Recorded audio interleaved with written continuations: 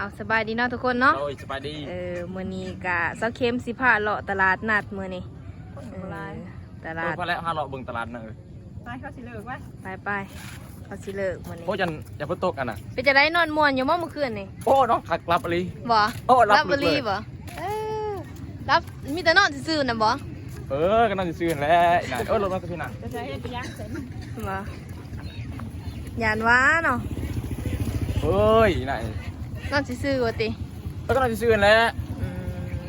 สักเข้มก็ย่างบ่ทาเลยเนาะเราผ่ามาน่ะเอ้ยแล้วสิสูงกว่าเจ้าแล้วเด้อบ่าวสุกเอ้ยแล้วสูงกว่าเจ้านะโอ้ก็บังเกิดรถน่ะ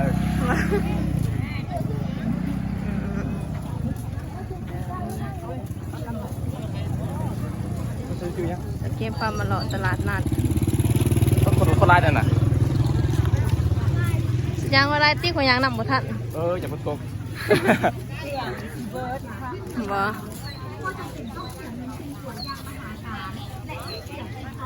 โอ้เราไปไหวลีน่ะเอ้ยจะกระจุกเอาแขนเราหย่างซ่าๆแนวสิโอ้บ่ได้ซ่าบ่จับแขนกันอย่าลงอยากไล่คนก็บ่อยากไล่ปานใดเนาะคนเพราะว่ามาสวยมื้อนี้ถ้าเซาเข้มเผื่อเพิ่นสิแต่งโตแล้วโอ้ยแต่งตัวตั้งแต่6:00 นบ่แต่โตแต่6:00 นกำลังแล้ว8:00 นนี่ก็7:00 นปลายล่ะฝนตกเลยทางก็สิเปื้อนแน่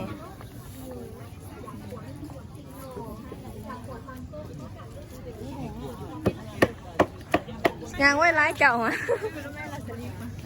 โอ้ยไปซื้อสลิปยังแค่ซื้อหาว่าบ่มีสลิปบ่บ่มีก็บ่ซื้อดอก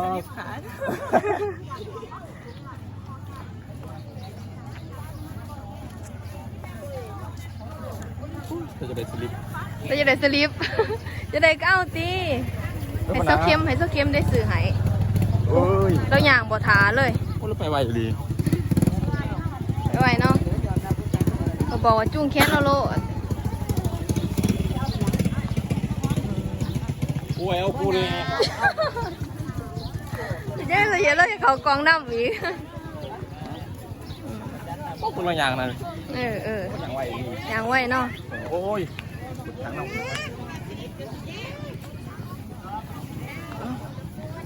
แล้วสิไปเอาหยังล่ะไปตั้งไว้เพื่อนลองไป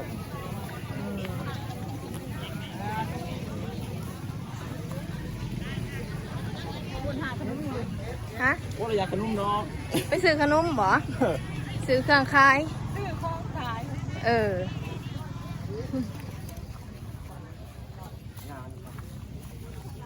ได้ซื้อขนมไปสั่งเด็ดนะทำแล้วตีจะไปสอบบนลำเราปลาเราเดือดเลยคือไงล่ะดอก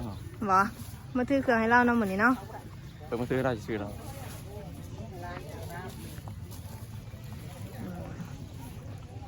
ขายนี่แหละไปเลือกใส่เราเลือกไปเลือกขนมอยู่ไหนคือยืนไทยนี่เจ้าไปอยากได้ยังบ่เจ้าโอ้ยกินข้าวหน่อยซื้อไม่กินนี่กินข้าวมาห่อกับยาขาวเลยเนาะโอ้ยากแล้วไปกินข้าวไทยทาเซาเข้มจะสวยตัวเปิดสีแต่งตัวเลยโอ้ยตื่นมาแต่เช้าแต่6:00 นแต่งตัวถึงโอ้7:00 นขาเป็นชั่วโมงคนไปสิตกพวกคนโอ้ยตลาดเป็นกว้างใหญ่ก็คนปลายนำมันก็มันก็แนวมาสวยเด้คนก็บ่อยากลายใครจะพาเป็นเหลือทางโอ้ยมันอะไรไปซื้อขนมไปขายเนาะไปจากกะลักกินน้ำถือน้ำลักกินน้ำจีกยายหน่อยตอนนี้เลยแล้วสิจีกยายเด็กหน่อยแท่นี้เขาเบิ่งมันอะไรเครื่องเจ้าเครื่องบ่สู้เลยจะได้กางเกงในปัญหาจะสอนอะไรจะสอนให้เอาบ่แล้วที่ซื้อเสื้อสอนให้บ่แล้วเบอร์ใดใส่แม่บ่จักสิบ่จักบ่บ่จักซับเขาก็ต้องแหะเอาสิบ่สิปัญหา แอนคือสลิปแต่อื่นก็มาซื้อ เนาะจะมีเมียจีค่ะ จะได้เมียจีไปแบกกระขนมเป็นสอบ โอ้พอดีโอ้แบกเลยนั่งเลย เอาย่างหวาน เหมือนที่เขา ซื้อไม่กินอันไหน กระซื้อตี้ให้ซะเข้มได้ซื้อให้กิน ป้าเงินเราเนี่ย บ่ โอ้มันกระเป๋าน่ะมันเป็นเงิน กระเป๋าใหญ่เนาะไปเลาะซื้อ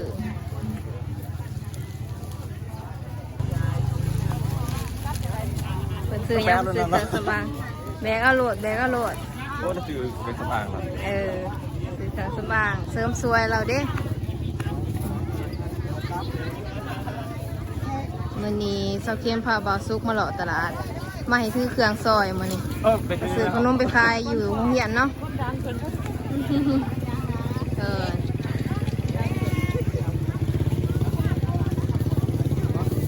มาซื้อมาซื้อเยอะเลยมาซื้อ โอ้ยอันนี้เด้ อันนี้ดิ มันคือพี่กินแบบนี้ก็ไปนั่ง ไป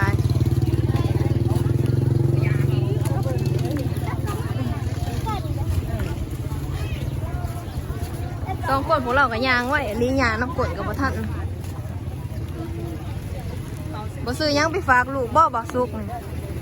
ไปซื้อดอกเงินให้มัน เอาเงินในมันล่ะไปซื้อเองเนาะ ไอ้เท่าไรเนาะใช่ผมไม่ได้เห็นเด้อ เอาสุดแม่มันดอก สุดแม่มันเด้อ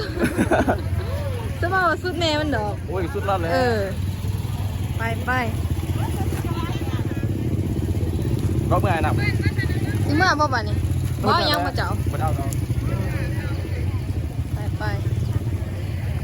ขอยอยากกินลูกศิษย์ พยางนั้นต้องทาง โอ้ไปติสะมีอยู่บ่ เขาคนเดียวมา โอ้เราบ่ได้มาเนาะ ผมมากับซื้อน้ำปลาเนี่ยนะ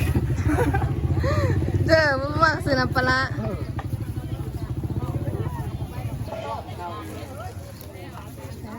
คือปลาหมึกไทยใหม่ตัวไหน 10,000กีบ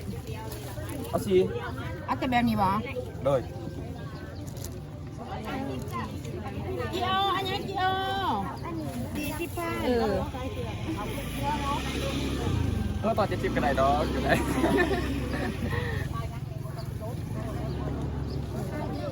สะเค็มบ่กินบ่สะเค็มมากิน ดีใหม่ก็10 อันนี้40,000กันนะ 40,000มาซุก รับขึ้นนั่นน่ะ เอ้าจะบอกว่าให้ถือคืนดีแล้ว จะกินอะไร สิกินอันนี้โอ้เอากินเบิ้งแสบบ่ ว่าบ่แซ่บทุกคืนแล้ว บ่บอกกับเราพูดแล้วบ่แสบส่งคืนเด้อว่าสิ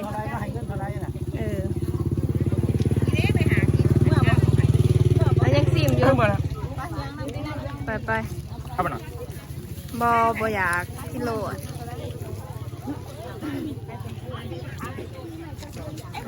สิเมื่ออันนอนทุกคนเลยบัดนี้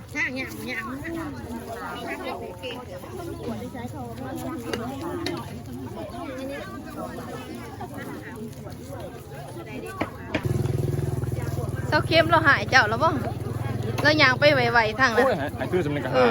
ให้ถือขนมสนักก็หาย ก็เป็นคนละแบงหนึ่งไอ้คือขนมซอยกันย่างไปปะโอ้ย ไป แตกลาย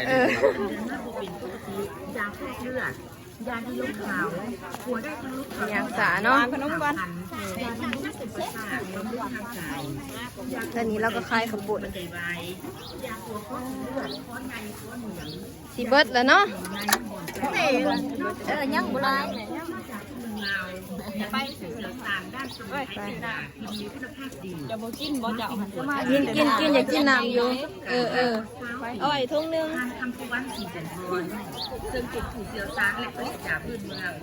ก็สิกินน้ำก่อนมัน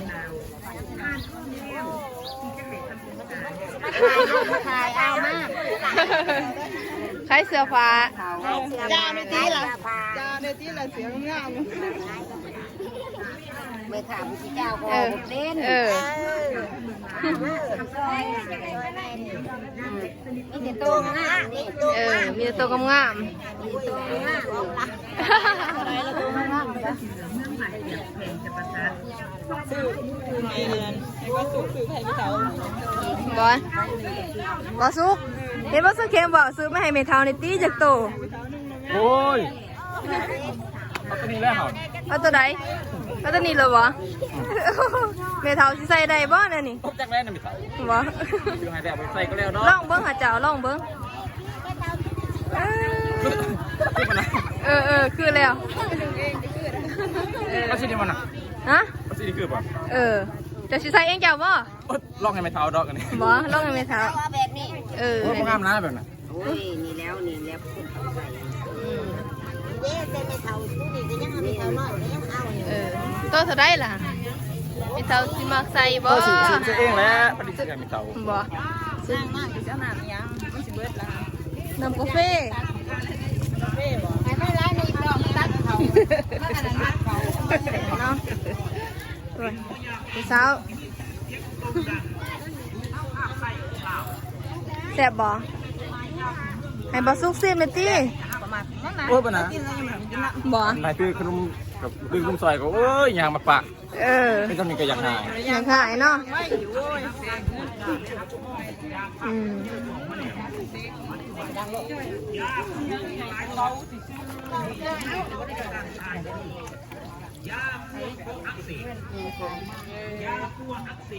ขายดีเนาะสิเบิดล่ะ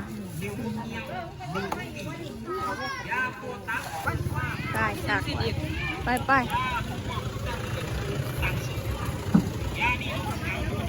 ซื้อเนาะมั้ง โอ้ยแล้วจะไปซื้อจริงแล้วนี่ไร อืม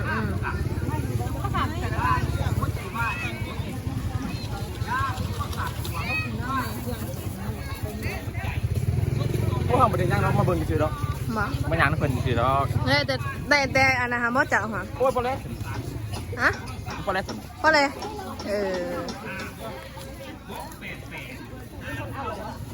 ถ้าเราซื้อดอก สื่อ มา สีเนาะ โอ้มันย่างเรา สื่อ ซื้อ เกลื ด อ อก ไปคายเรา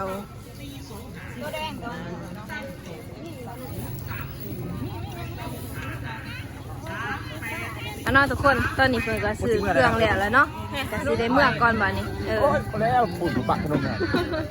โอ้ยลายดำหลัง ลืมหน้าลืมหลังเนาะ โอ้ยลืมเลยไปนะ บ่ลืมหน้าลืมหลังไป ให้เราซื้อเราจะขายนะเลย บ่เราอยากหายเนาะ โอ้ยเราจะขายเลยนะ ไปอันนั้นทุกคนนี่ก็สิได้ย่างเมื่อวันนี้ก็สิขออนุญาตปิดคลิปก่อนเนาะพี่ดอกพอกันคลิปหน้า